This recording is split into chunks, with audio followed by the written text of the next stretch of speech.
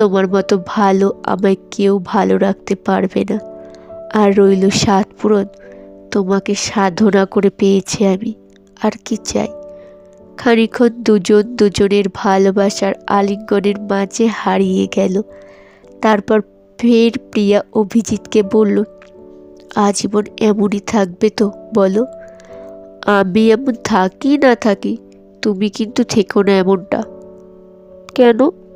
বড্ড সহ্য করতে হয় তোমায় বলো? আজ্ঞে না ম্যাডাম, আরও অনেক অনেক ভালোবাসা পেতে চাই তোমার থেকে। প্রিয়া এবার খানিক হাসলো আর হেসে মজা করে বলল, বয়েই গেছে। বলে ফের অভিজিৎকে শক্ত করে জড়িয়ে ধরল। তারপর ওর কানের কাছে মুখটা নিয়ে গিয়ে ফিস ফিস করে বলল, কে বলেছে তোমায় ভালোবাসি আমি? ভালোবাসি না তোমায়, একটুও ভালোবাসি না। তাই বুঝে? হুঁ, জানো না তুমি?